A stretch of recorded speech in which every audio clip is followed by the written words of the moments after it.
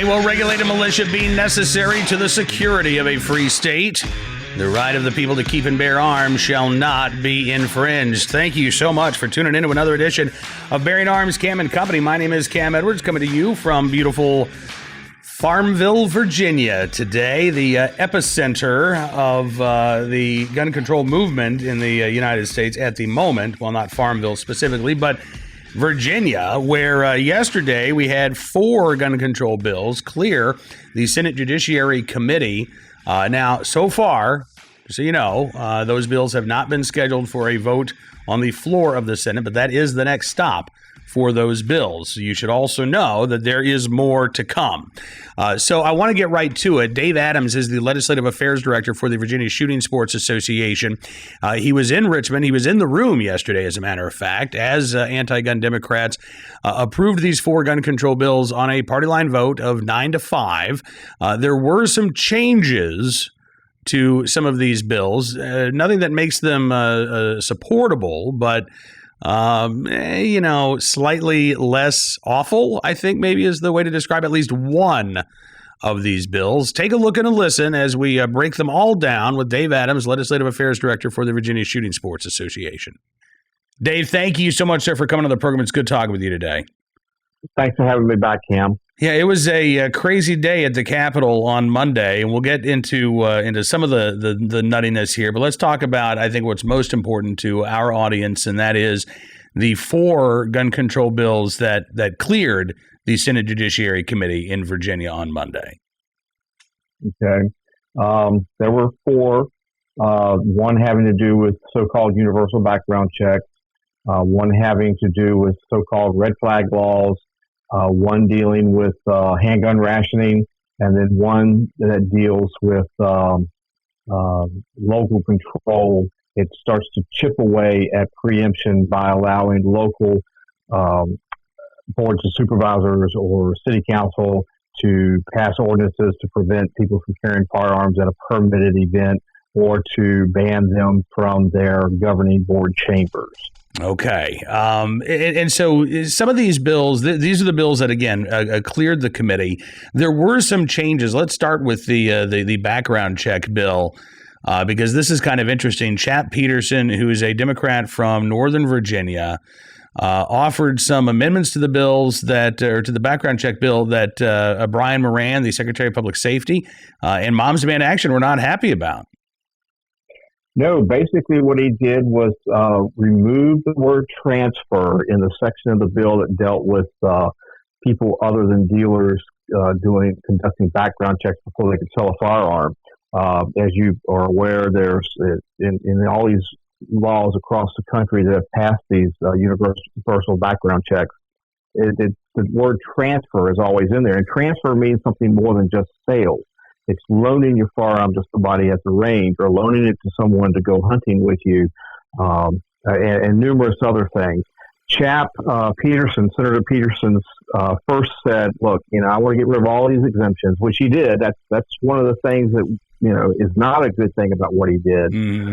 But what he also did was that he took out the word transfer and dealt with sales and said if you sell a firearm for either money, services, or exchange something of value, that's the only thing that's covered. So if I'm going to buy a firearm and give it to my brother for a Christmas present, mm-hmm. I can do that because it's no exchange of money or service or thing of good, or service of good.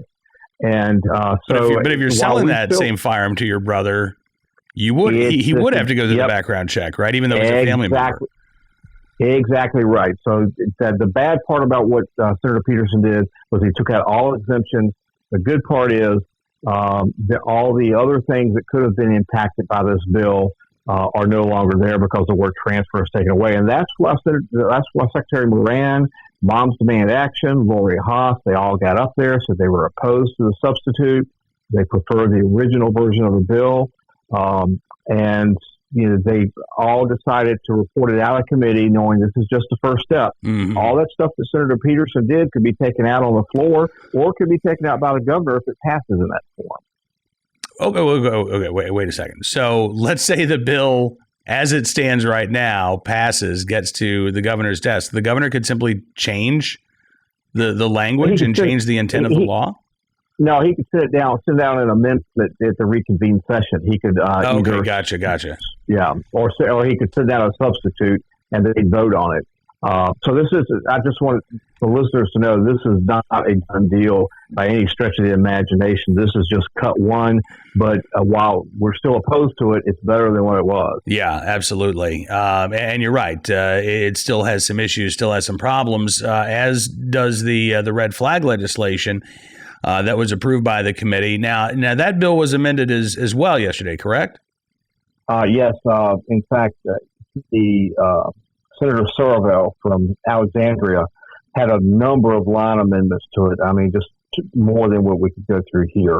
But basically what he did, without addressing a lot of the concerns that gun owners have about the bill and that VSSA and NRA has about the bill, he'd added some additional, what he said, protections were, and it doesn't get anywhere near the types of things we'd like to see changed in the bill. But it was changed quite a bit. And there again, another member of the committee, Senator Morrissey, is not happy with it. He said, I'm going to vote to report this out of committee, understanding this is a first step. But he told me personally on the way out the door as he was heading up to the Capitol for the session yesterday, I'm not voting for it in the condition that it's in right now. So there is an opportunity, and we're working with him. Our lobbyist is going to be working with him, giving him a list of changes we'd like to see made to the bill. We may get some of those and not all of them, but it's a first step. And hearing something positive from Senator Morrissey like that gave us a little hope we can still make some changes to the bill. Yeah, that's the thing that I want gun owners, not only in Virginia but around the country to understand here, is that one of the goals of this session, given the Democratic majority, it would be great if we could defeat these bills. But if we can't, then the attempt is to try to mitigate the damage that these bills could do to the rights of law-abiding gun owners. That's exactly right. And one of the things that the VSSA has always tried to do is work with relationships.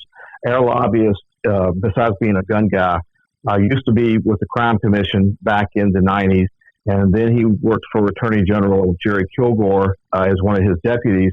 So he's got a lot of relationships with some of the older members of the committee and the legislature that were there back then. And so he's using his relationships to try to lessen some of the damage these bills can do to us. And we're working at, especially on assault weapons, the so-called assault weapons legislation that's still circulating out there. There are some folks that, even though there's no rural members in the Democrats, there's a couple that have rural areas in their district. Mm-hmm. And so we're going to be working those relationships. Okay, so and we're going to get to the quote-unquote assault weapons ban because that briefly came up in the Senate Judiciary Committee yesterday. But let's talk about one gun a month. This is a law that was on the books in Virginia. It was taken off of the books about a decade ago.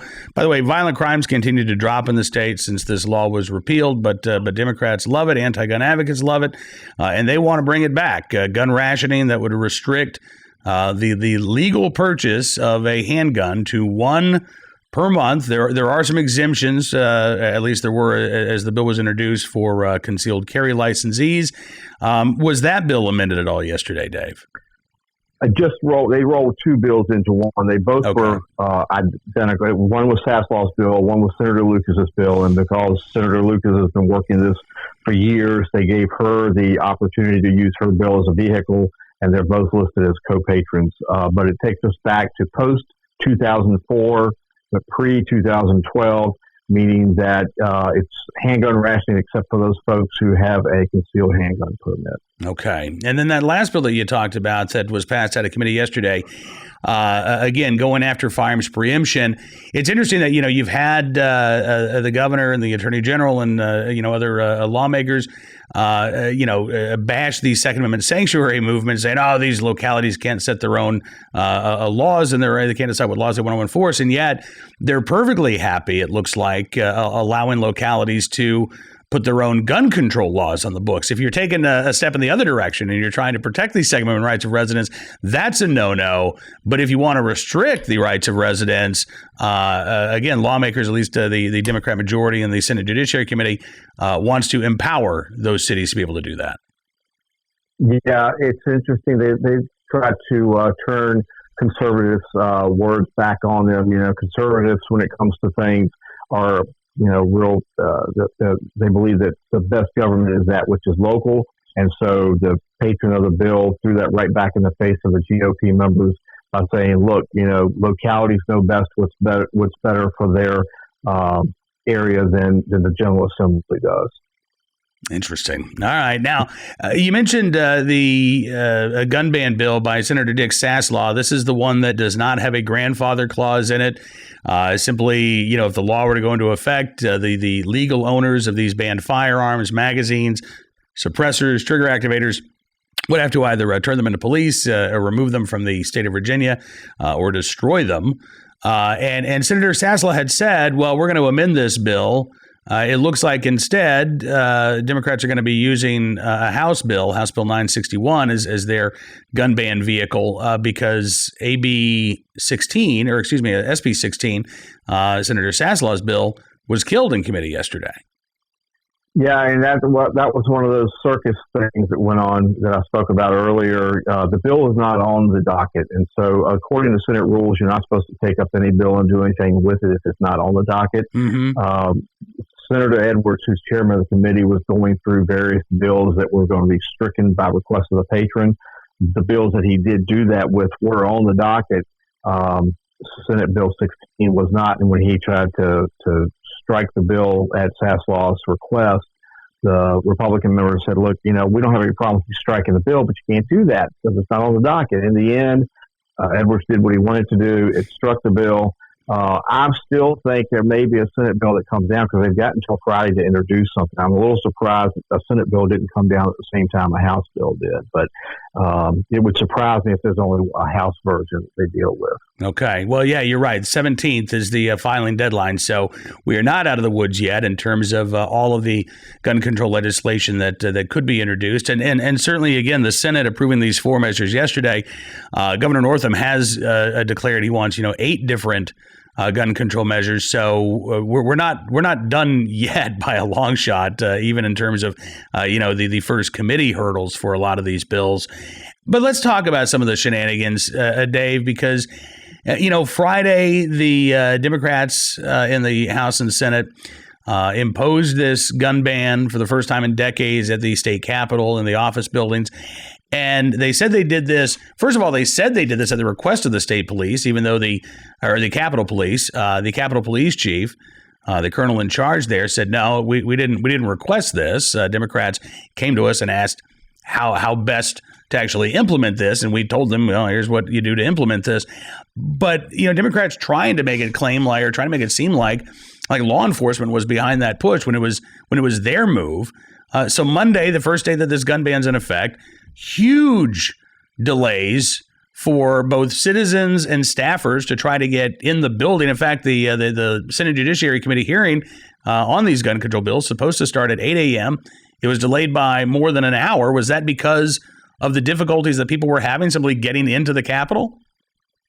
Yeah, it has to be. I never heard an actual reason why they started an hour late, but that has to be what it was, because staffers couldn't get in, and you have staffers that are in the committee meeting.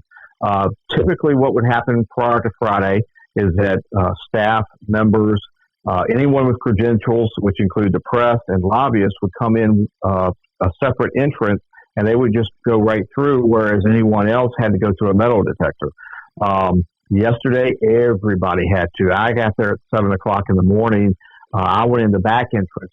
Rich Savage, who was our lobbyist, suggested I'd use the rear entrance because it's just faster. Mm-hmm. And so that's what I did, and I'm glad I did because I had no wait, but that was at 7 o'clock in the morning. Apparently that was short-lived because it was blinds out both sides of the building. Well, and it's interesting. I mean, you say that everybody had to go through this. Graham Mumma, who's a reporter for the Virginia Mercury, tweeted out that he had seen numerous executive staffers bypass this line completely and walk right on in. which it really does seem, Dave, that this, over the past week or so, we have seen Democrats decide that when they don't like the rules, they simply won't follow them. Yeah, it's interesting that when when Secretary Moran got up there to first speak in favor of one of the gun control bills, Senator Obenshain asked him if he had to go through the security practice. Well, he kind of paused for a minute and then said, yes, he did. And then Obenshain followed up, well, do you know if any other members of the administration did? He says, well, I don't know, but we will check into that. I think Secretary Moran knew what Obenshain was getting to. And so, again, to me, Dave, it just seems like, obviously gun control advocates, they're in control right now in the state legislature, but the disrespect, I think that these anti-gun politicians have shown the thousands of Virginians who showed up yesterday, the tens of thousands that have shown up at county supervisors meetings and city hall meetings around the state. They don't want to talk with us. They want to talk down to us. It seems like they don't really care what we have to say, at least many of them. They just want us to shut up and comply. That's exactly right. It was like a foregone conclusion yesterday what was going to happen.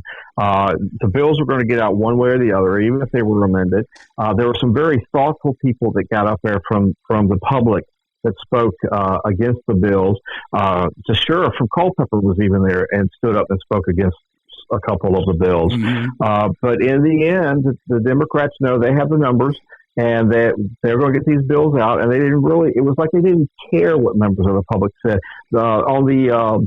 On Senate Bill 240, the one dealing with localities, a woman got up and spoke about why she carries a concealed handgun and how that would prevent her possibly from doing it if her locality were to change the rules. And it was lost on them completely. And there were a lot of folks of all types. There were minorities there yesterday. There were women.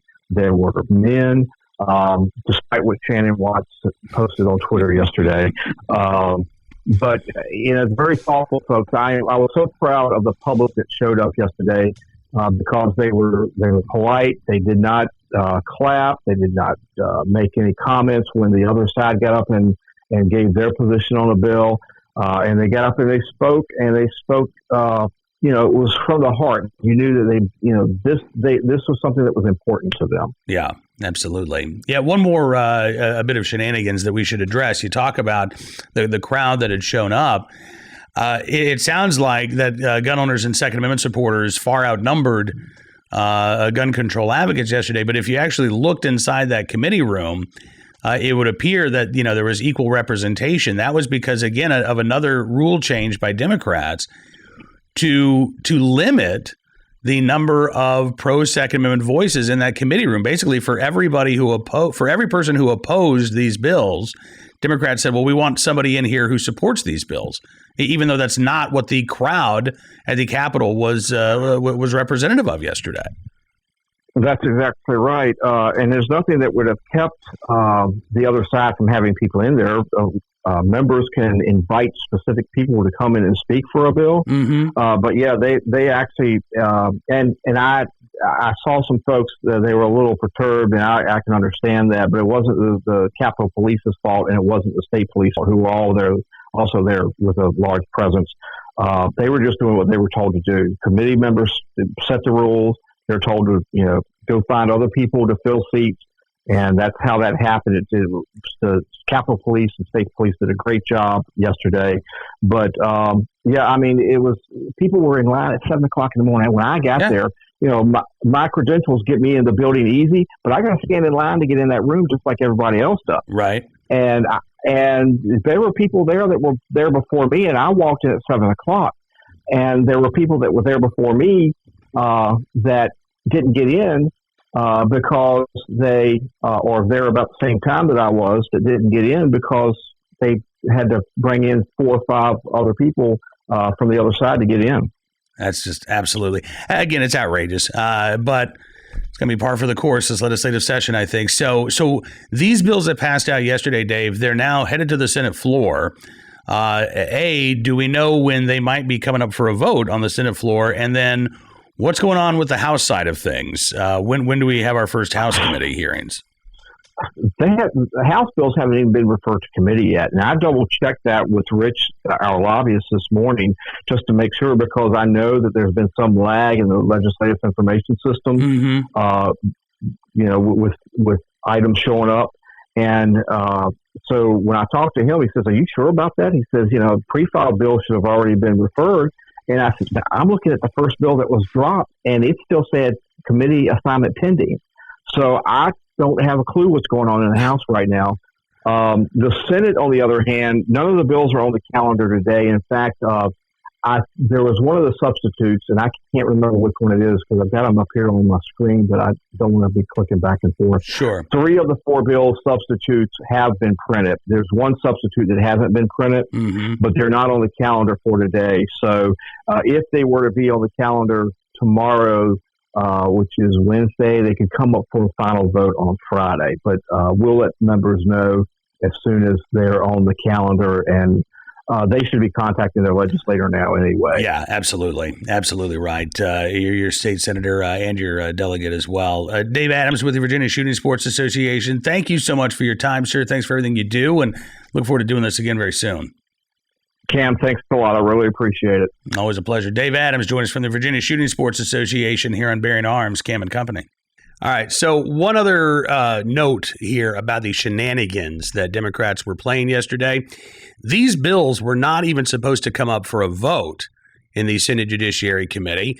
Senator Bill Stanley, who is the ranking Republican on the Senate Judiciary Committee, was absent yesterday. And apparently, Senator John Edwards had told Senator Stanley, "Listen, we're not going to take up any gun bills. I know you want to be here for them, but so we'll wait." And then these bills came up for a vote anyway. Apparently, after Senator Edwards told Senator Stanley that there would not be a vote on gun bills, the Democratic caucus decided that, yes, in fact, there would be.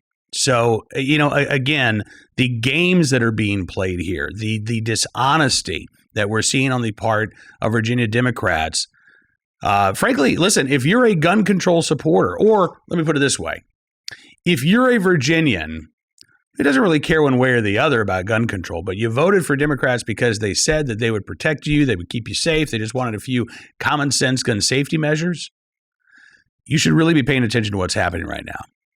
Because they are taking advantage of that vote, they are abusing that vote, and they are about to criminalize, again, most of the legal gun owners in the state of Virginia with their gun bans and their magazine bans and their suppressor bans and their ammo bans and everything else that they want to put on the books in the state. It's not going to make anybody any safer. It's going to make a lot of legal gun owners felons overnight. All right, let's get to today's Armed Citizen story, our good deed of the day, and our recidivist report. We will begin there in California, where a preliminary hearing has been set for a young man who is charged with murder. Yes, this is from the Reporter newspaper in Vallejo, California. Lul G, not Lil G, mind you. But Lul G. Apparently, we've already taken all the good Lil names, and now we got to go to Lul.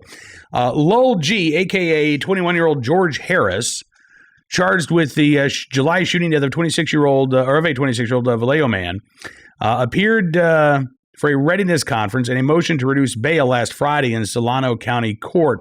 The judge in this case ordered George Harris, who was arrested nearly 4 months ago in Nevada for the killing and extradited to Solano County, to return back on May the 4th for another readiness conference, a preliminary hearing set for May 11th. It's January. We can wait 5 months for a preliminary hearing in this case? That's amazing. Fairfield Police Department records indicate that Harris, who the Reporter newspaper describes as a rising star in the Bay Area and national rap scene, when accused of fatally shooting Rashid Flowers on July 24th, he was arrested September 21st in Las Vegas, being held without bail right now at the Stanton Correctional Facility. According to the Reporter, Harris has had a number of incidents over the years. He's been on probation, according to Rolling Stone, since he was 17 on armed robbery and gun charges.